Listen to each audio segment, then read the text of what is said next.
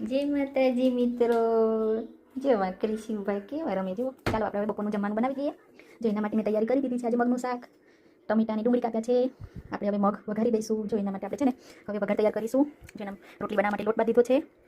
જો મિત્રો વઘાર મૂકી દીધો છે. હવે આપણે રાઈ અને જીરું નાખીશું.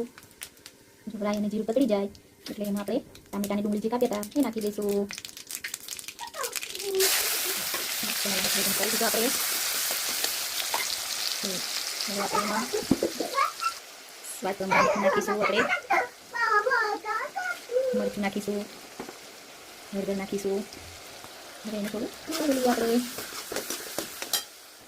પછી થોડો ગરમ મસાલો પણ નાખી દઈએ આપણે. એટલે મસ્ત થઈ જાય. હવે આ બધું ચડી જાય એટલે આપણે એમાં મગ ઉમેરી દઈશું.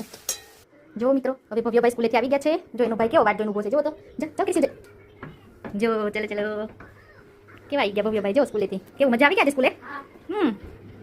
જો મિત્રો જો જો એનો ભાઈ કેવો ખુશ થઈ ગયો છે. જુઓ તો જો એના રમકડા જુઓ તો કેટલા બધા છે. જો મિત્રો ખાટા મગ કરવા માટે હવે આપણે છાશની અંદર બેસન ઉમેરી દીધું છે. જો હવે થોડું લીંબુ ઉમેરીશું આપણે. જો થોડું ગળપણ માટે હવે ખાંડ, થોડા ધાણા ઉમેરી દઈશું. હવે આપણે અમે તો આવી રીતે બનાવીએ છીએ. તમે કેવી રીતે બનાવો છો મિત્રો કમેન્ટ કરજો ને. અને મારો વિડીયો ગમે તો લાઈક અને સબસ્ક્રાઈબ કરજો. જો મિત્રો આપણા મગ તૈયાર થઈ ગયા છે. હવે આપણે ભવ્યદીપ માટે રોટલી બનાવી દઈએ. ચાલો જો મિત્રો હવે આપણે રોટલી બનાવી દઈએ ભવ્યદીપ માટે. મસ્ત મજાની નાની નાની. એટલે ભવ્યભાઈ છે ને જમી લે હવે. જો મિત્રો હવે ભવ્યદીપને આપણે જમવાનું આપી દઈએ. ભવ્ય લો તમારું જમવાનું. બાય. ચાલો મિત્રો ચાલો જો અમે હવે છે ને જમવા બેસી ગયા છે. જો રોટલી, દહીં છે, મગનું શાક અને આ સલાડ છે અને આ છે લીંબુનું અથાણું. જો ચાલો તમે પણ જમવા.